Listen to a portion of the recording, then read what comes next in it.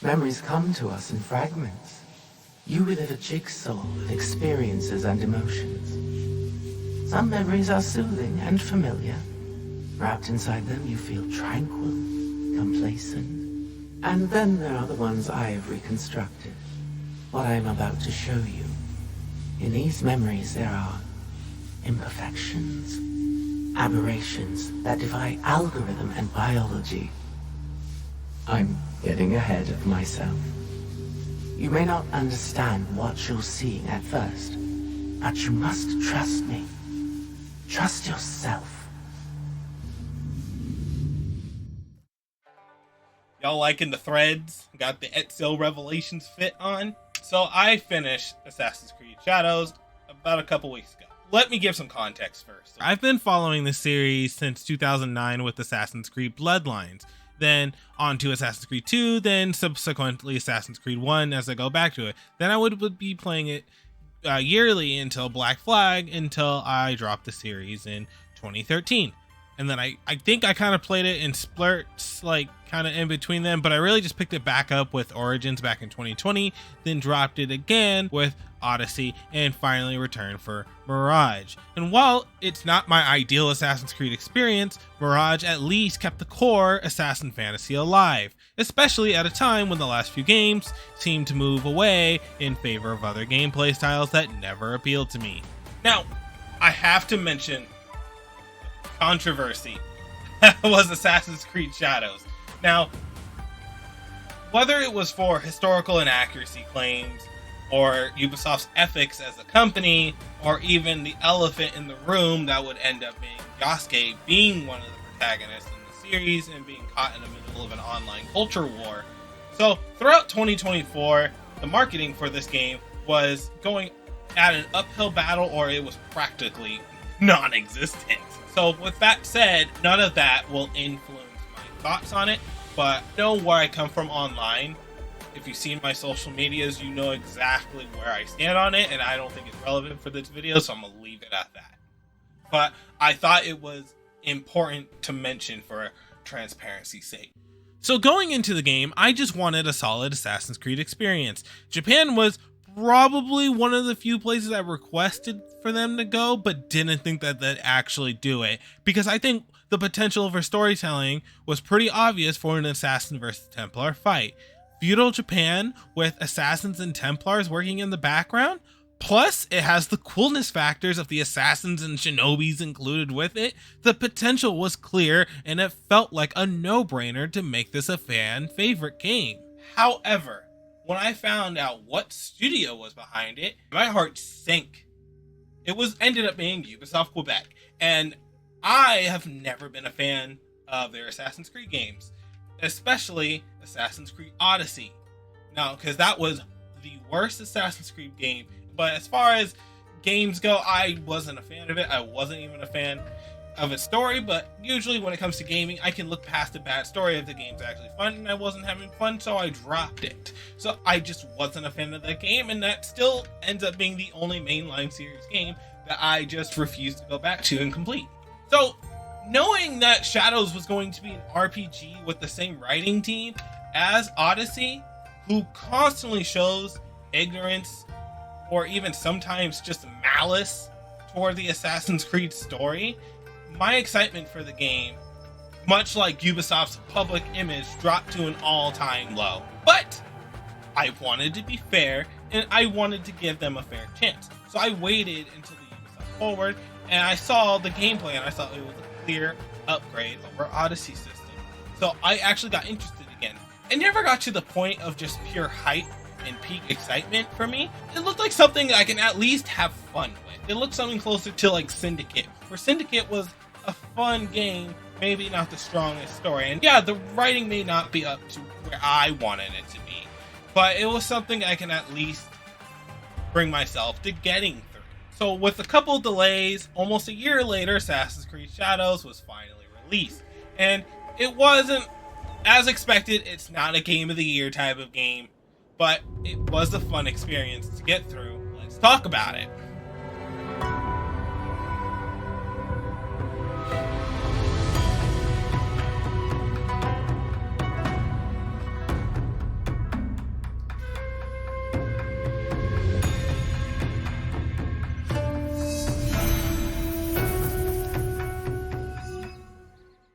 Keep in mind that this was my first playthrough of the game, and I don't know if I'm going to go for another one as of right now, but this was my first playthrough completely blind, and unlike many other games in the series where I've actually had time to do research and replay about it, these are my current thoughts as of now, and that could change as time goes on.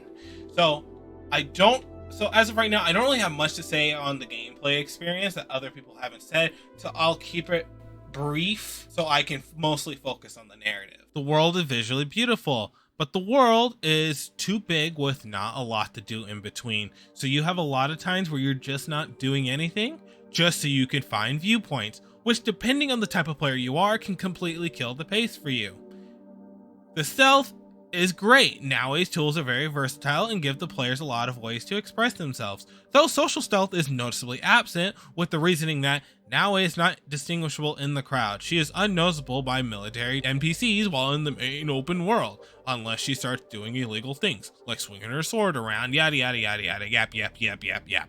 That's an insanely long way of saying we couldn't fit it into the game, in which either way you phrase it, social stealth could have worked, especially for differentiating Naoe and Yasuke, but whatever, I can go into that into a different video. I think the combat is solid. Yasuke feels like a beast while Naoe feels like a glass cannon. So I feel like this is probably the best combat system within the RPG era of games. Though I'm not sure where I'd place it among the original Assassin's Creed games because they're so fundamentally different that it's hard to even compare them in the first place. The RPG systems themselves, while I've always been very critical with how Assassin's Creed has handled these RPG specific mechanics, and this game isn't that much different, though I think it does a better job than the prior games with this format. There's a level gating forcing you to grind, but luckily it's not a grind fest that it was during Valhalla or Odyssey, especially Odyssey, and that there are some accessibility options to help alleviate some of those grind concerns, such as instant assassinations with difficulty tuning with separate combat and stealth difficulty that can be changed as the game proceeds. I never touched the difficulty settings. I kept them on normal difficulty throughout the entire game. But there were 2 or 3 instances where I wasn't sure if the game was bugged out or if it was intentional, where there was a samurai daisho that were like basically invincible despite me being above their level, where both the stealth and aggressive tactics didn't work, and after about an hour I caved and turned on instant assassination for those. But otherwise, most of the time I kept that off and I played the game as it was intended, and it was surprisingly had a good time with it despite my apprehensions. The skills tree system is solid as it's very easy to accumulate mastery points, skill points, that are used to upgrade specific sections of your tree, but to unlock the next tier for those you need to gain knowledge points, and after a while of doing the same things on repeat, such as collecting lost pages, praying at shrines, it does tend to get old after a while. Parkour? Pretty terrible. And while I do like Naoi's flips and they're not as intrusive as I thought they'd be, it really just is the RPG system with the new coat of paint, and sometimes that system can be so limiting that it can work against you in the worst of ways. So many times where I've needed to make fast-paced decisions, but the system would lock up and either result in me getting caught when I didn't want to get caught, or in worst of times, my death if I needed to run away. I've come to terms with the fact that we'll never get a parkour system with as much player control as the earlier games from Assassin's Creed 1 to Revelations. But with the changes made with Mirage, even being limited to Valhalla's parkour skeletons, the developers at Bordeaux did listen to the parkour audience and adjusted the game so it feels like a completely different system. Almost. So, coming from that system in 2023 to now in Shadows in 2025, ultimately does feel like a downgrade. Not even just for the level design of Japan is different from Baghdad, but simple things like height gain ejects are utterly lost. Hopefully, just as Mirage did, Shadows will receive an update at some point in the future that addresses this, but in its current state, it's really only good enough to get you from point A to point B. I think I focused on the parkour more than I thought I did, but I'm very passionate about my parkour, and I can go more into that in a later video, but that's not for this video. But to summarize that all in one bite, the gameplay for Assassin's Creed Shadows is fun. It's not perfect, far from it, but I do think out of the RPG era of Assassin's Creed Origins, Odyssey, and Valhalla, I think on a gameplay level, it is the best out of them. The stealth is great, combat is really fun and solid, and the RPG mechanics are probably my favorite from the era, even if it does do some things a little bit worse than the other ones. Another memory, just fine particulate at this point. Listen carefully. Memories can be fractured, ignored, twisted, but what has been can never truly be lost. The past is power. Do you understand? I'm sure if you're watching this video, you've probably already played through the game. So as it's been a few weeks since the game was released, and probably a month by the time this video actually goes up, I'm just going to go right into spoilers. So this is going to be your one warning from this point on. If you don't want to get spoiled on Assassin's Creed Shadows, there you go. Let's go into the spoilers and the story of Assassin's Creed Shadows. Now, this game provides you with two options. It provides you with canon mode that you can keep on or off. Now, I kept it on for my purposes because I just prefer more linear storytelling and I don't like dialogue options in most games. There's some games I like it, but generally in games I just don't care for dialogue options. So I would just prefer the story to be told how it was intended to be told and have the writer's skill reflect that. So I opted to streamline everything so the story can be close to the intended version as possible. So keep in mind, this is my first playthrough of the story, and so unlike my other video essays that I've actually had time to delve into, and this isn't like a video essay where this isn't going to be one of that. This part is probably my favorite part of the story. The prologue throws us in with setting up the events that would get our two protagonists together, and this felt like the most focused the story ever got, where it treats it more like a linear story like the pre-RPG era of games, having one well-written scene with Yasuke, and the rest of the 10 plus hours depending on how you play you're stuck with Naoe, and it handles a lot of these scenes with a lot of the nuance that it calls for, while not painting it completely black and white or leaning into one set. It does do a good job at getting you to understand both main characters and their motivation, and it sets the stage for what to come. After Naoi's village is destroyed, her father is gone, and I think Naoi's relationship with Junjiro and Soren is very well done. Giving both them a little bit of a story arc, it helps ground Naoe from being a completely one-note character. Even with Naoi's first targets, the game does a good job at giving a more classical Assassin's Creed experience with Naoi's investigations to find her targets. Though not perfect, it's a solid experience all around. After going through Act 1, it all culminates in the death of Oda Nobunaga, and that honestly acts like a weird ending from one game to a start of another game.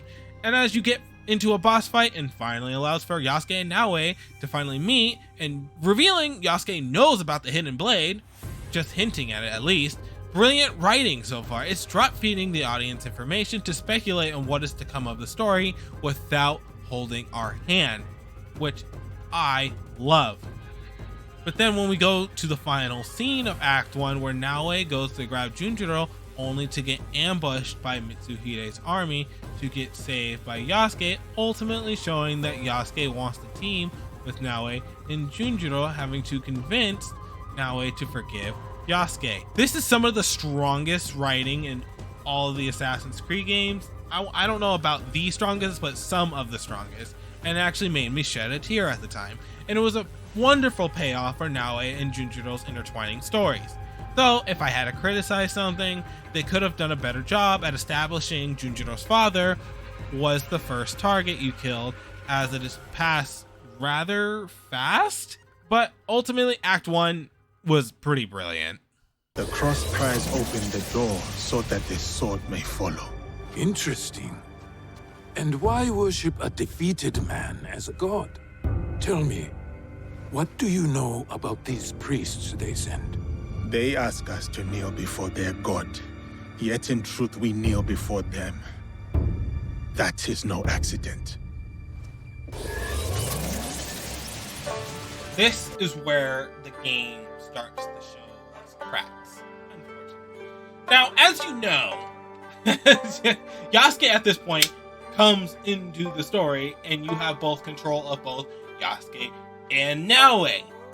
But now you can tackle missions in any order you want, which conceptually, from a gameplay perspective, does sound interesting because it can give some replay value.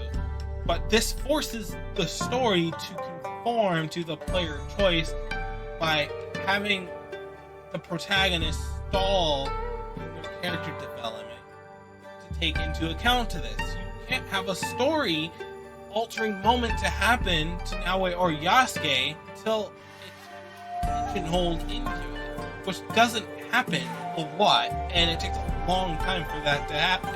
And with 10 targets to get through before any progress in the story happens, you're kind of just stuck in isolated arcs, which feel like a weird mix between Valhalla's world events that were part of its main story and Mirage's main targets, which is kind of closer to Mirage. Now, that's not to say that these weren't overall enjoyable. I think they were fine, but I hardly found myself gripping in my seat wanting to find out how these stories ended outside of maybe one or two of them. But after a while, the pattern became clear of how poorly paced this section of the story is, because it lacked a feeling like you were progressing. I tend to use Assassin's Creed 3 a little bit too much, so I'm just going to use Brotherhood for this example. Each sequence in the game serves as an arc that gradually dismantles Cesare's inner circle and one step closer to liberating Rome. The linear progression is essential for the A-plot and the B-plot to work together to tell a cohesive story. While the A-plot would divide sections up into smaller pieces, such as the banker or the French general, the B-plot revolving around Ezio and the assassins were scattered throughout the sequences. Things such as La Volpe's suspicion of Machiavelli's loyalty, Claudia growing into the assassin that she is, and even Ezio becoming the mentor of the Italian Brotherhood. Taking any of these events out of order would take out most, if not all, of its meaning. The story would end up forcing Ezio's character to stall, and other events that span across multiple sequences to lose their overall emotional impact when not told in a linear way.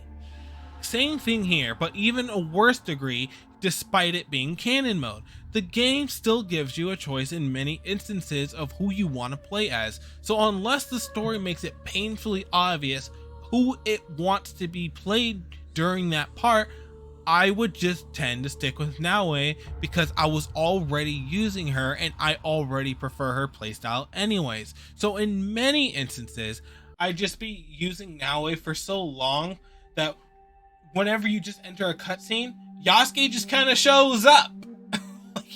Like sometimes to the point you just kind of forget he's there because the game doesn't do a good job at balancing these characters in the story, despite it being canon mode. Even Assassin's Creed Syndicate, which also had a two protagonist story, had missions that were locked in between Jacob and Evie and forced you to play the stories as them. Even if it felt a little bit too unbalanced, it focused on Jacob a little bit more than it did Evie. At the very least, it was more balanced. But Assassin's Creed Shadows doesn't really follow that design philosophy and ends up just putting kind of a band-aid on a bleeding wound. And yeah, sure, the lack of dialogue choices does make the story a lot more seamless and more enjoyable to get through. But isn't the point of a canon mode supposed to give the story how it was intended to be presented? It kind of defeats the purpose of it. And at the very least, during the main story missions, if you're not going to fully commit to it. Now, I understand I've been mostly negative about canon mode. I completely get that. But I'm glad it's still an option, and I still massively prefer that to having pointless dialogue options. I just feel like if you're going to put it in, please just fully commit to it, not just dipping your toe in the pool.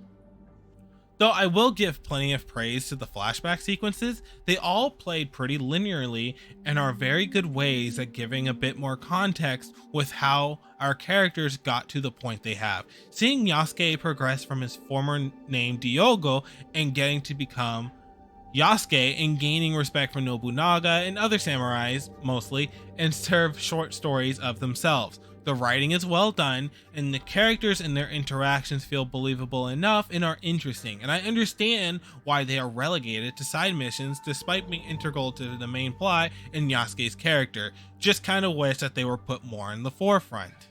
Same thing with Naoe, where we see these events leading up to Iga's attack and how much of that went into that. Seeing more information with her and her father and how she was actually overprotective and the wars on Iga forced her to step up.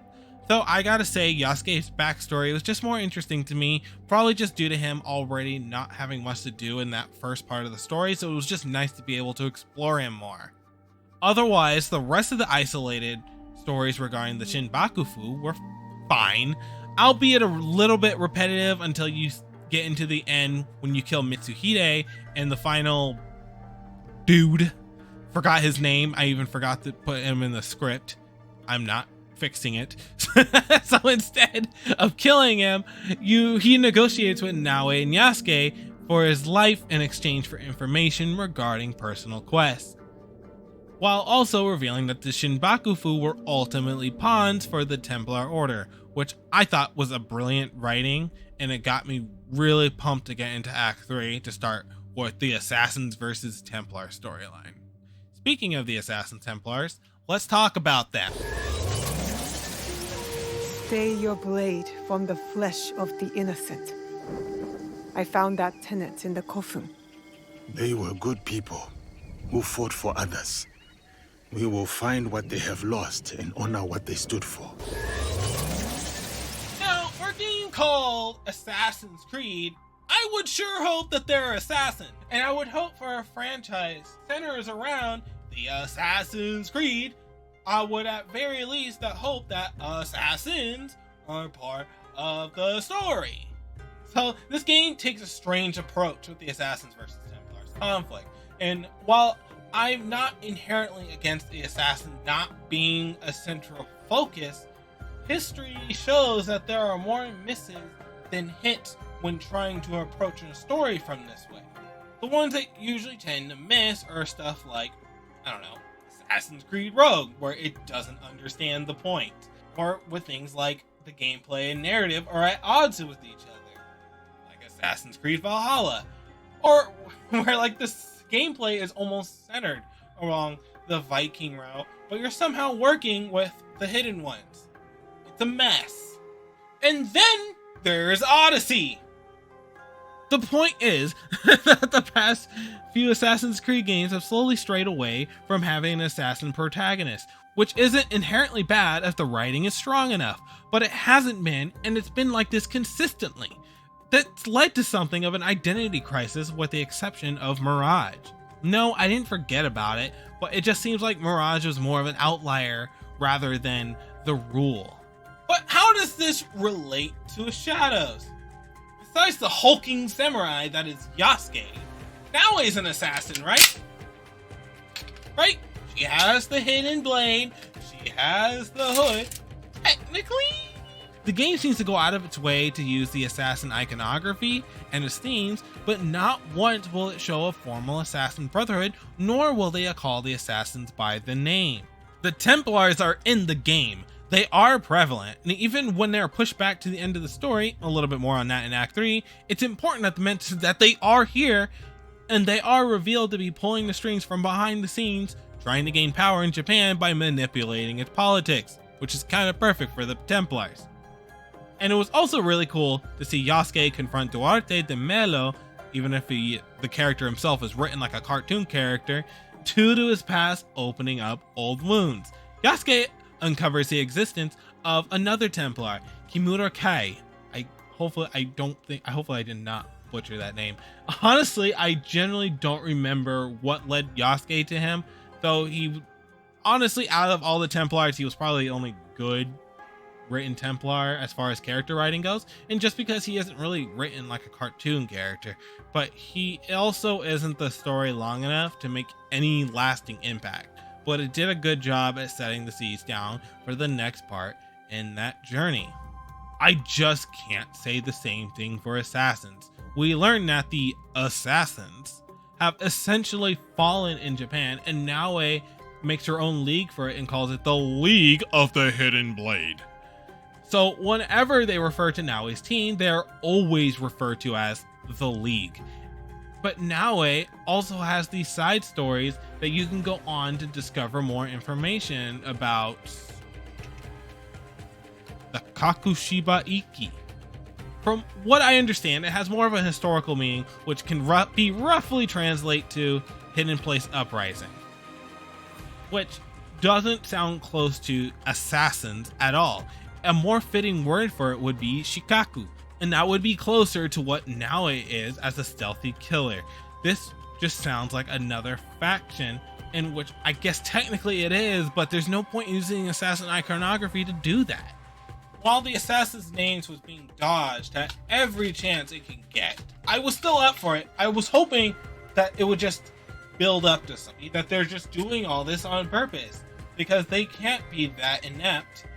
Maybe they're doing this so when they actually do mention the assassins and show the assassins, it would feel narratively satisfying.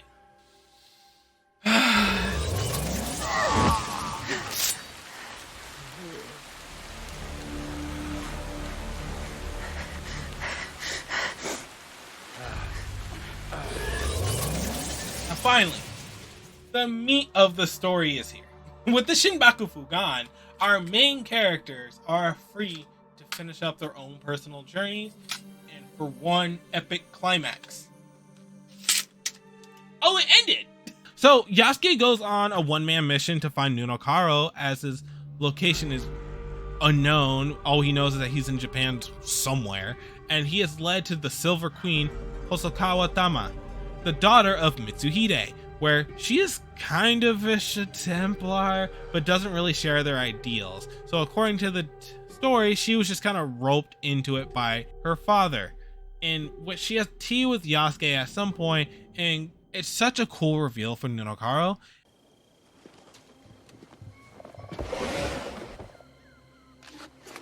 No. Carlo. Oh, those giants. You made things difficult for me.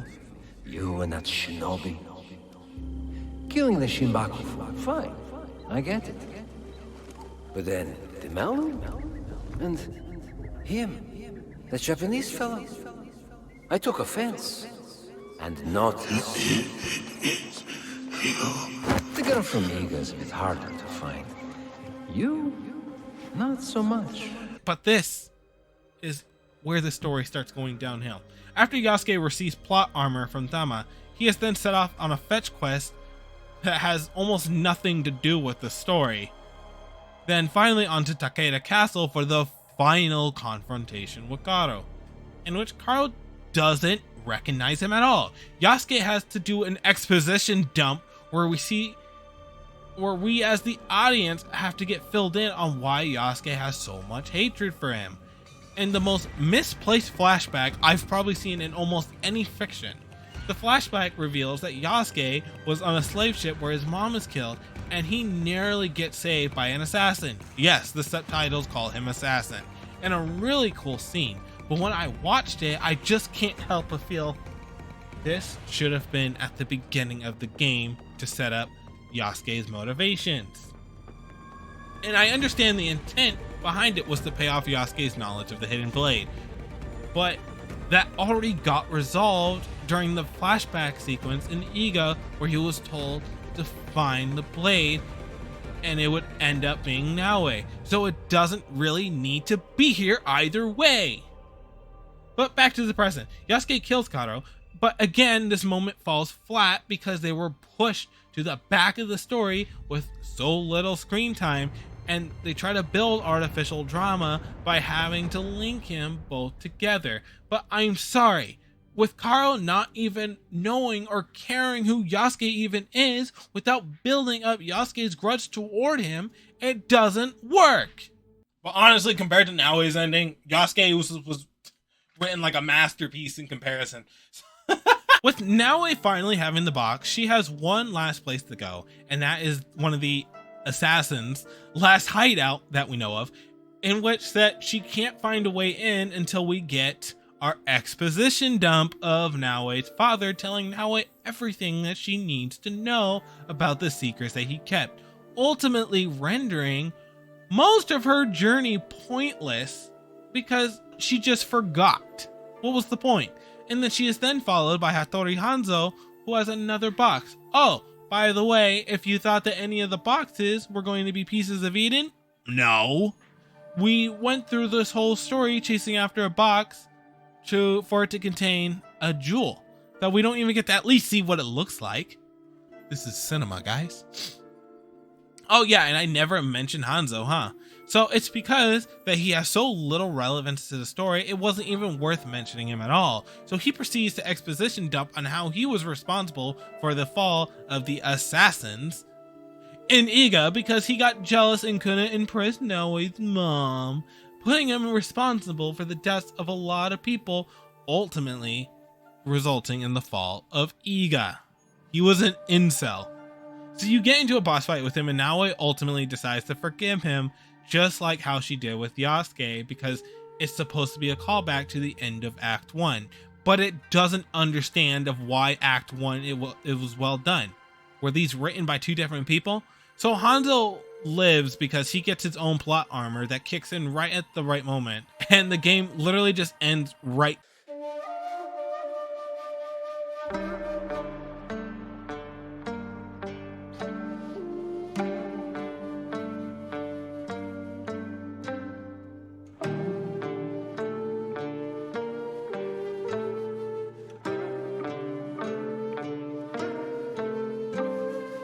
What even just happened? I hate sounding negative. I really do. I really don't. Like, I am in here wearing an Assassin's Creed cosplay for this video. I want to make this as fun as it can be. But Act 3 was a train wreck. Like, if this was the actual jumping off point into an actual Act 3, where we would focus on the Assassins and Templars, then a lot of these writing missteps, like the weird exposition dumps, the weird plot armors, I can look past. But as of right now, that's where the story ends. And so it just leaves a sour taste in my mouth. And yes, I understand the clause of Awaji DLC was originally cut from the base game, probably. So there's supposed to be more to the story that links to the base game.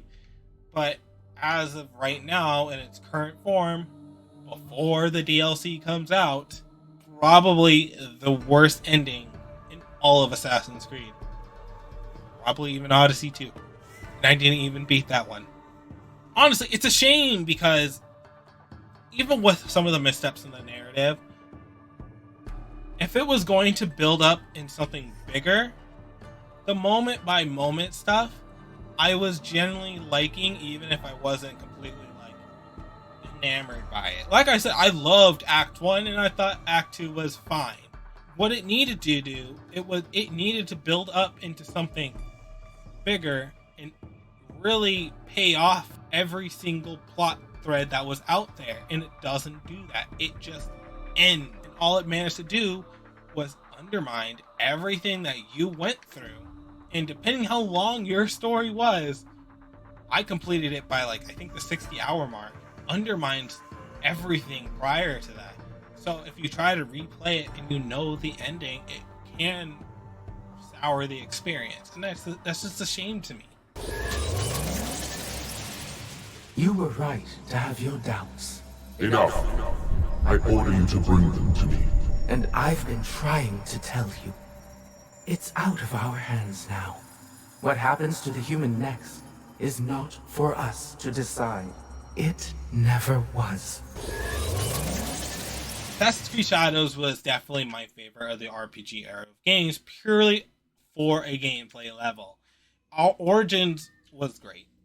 Odyssey was Odyssey, and Valhalla left me burnt out by the end. And as far as a pure game goes, this game does a very good job at giving you the assassin fantasy, even when it doesn't even want to be called Assassin's Creed. Meanwhile, the story, at least in its current form, is just a mess of missed potential. Can it be saved? Sure. If the DLC actually jumps from where the main story left off and actually gives us a satisfactory conclusion, I can see a lot of it getting salvaged. But this brings me to my bigger issue. It's a good Assassin's Creed game, but it's not a good Assassin's Creed story. They don't rather seem interested in Assassin's Creed as much as they are for historical tourism, which is what I criticized back in my last video when talking about the modern day stuff. You can check that in the eye corner right over there. Most of the story revolves about Naue and Yasuke, and while the Assassins and Templars are technically present, the story goes out of its way to avoid them until it is forced to acknowledge them. Hence why the Templars are completely short-lived, and the rioters seem to be allergic with saying assassin. Like I mentioned earlier, Assassin's Creed iconography is practically splattered all over the narrative. The symbol, the hidden blade, the tenets, the animus, and the modern day are all somewhat in the game. But in such a low capacity, it's at a surface level that it's not even worth bringing up.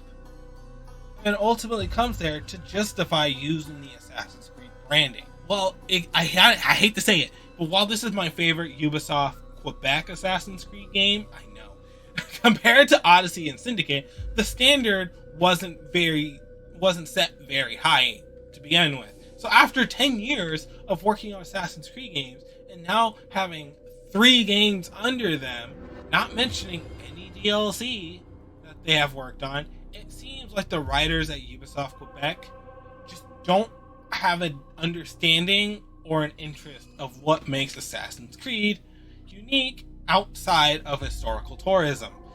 I generally just cannot trust them in making a good Assassin's Creed story anymore. And I understand that they have their section of fans who like their style of writing, who like the historical tourism, and that's good for them. But I'm speaking for me, when it comes to an IP like Assassin's Creed, at least for the narrative, I just look for other aspects outside of exploring different time periods. Take Montreal Studio, for example. With Darby McDevitt as the lead writer over there with Valhalla, his understanding and passion for this property shows even with the amount of bloat that was in this game. It's treated characters with respect, and even when the assassins are prevalent in the game, the themes have always been talked about, and as much as I didn't enjoy Valhalla as a game, I definitely think it understands of what makes a good Assassin's Creed story, even if it has missteps in it. Obviously, am I hoping for the DLC to fix a lot of the problems I had? Of course I am. I don't want to be unfair toward the writers. But for now, for this story, I just came off disliking it. Despite overall enjoying the story up to it, it just got to that point that I left with a sour taste in my mouth. And of course, I hate that when I finished it was on April Fool's Day. Like, April Fool's Day and having that ending is wild to me. So that's what I think. Have you played Assassin's Creed Shadows, and what do you think about it? Was there any parts that I missed, or was it there was parts that I was too harsh against? Because if you're probably wrong, because I have a hidden blade right here. But please let me know in the comments. And honestly, thank you all for watching this. Make sure you leave a like on the video if you enjoyed this video, and if you're interested in other Assassin's Creed content, much like my video essays that I tend to like putting on here, go subscribe to the channel and maybe go click on watch some of those. I think those are really good to watch as well, and they're a little bit more positive than this video ended up being. So you can watch all that. They should be popping up on the right side, right over here with that blade showing you.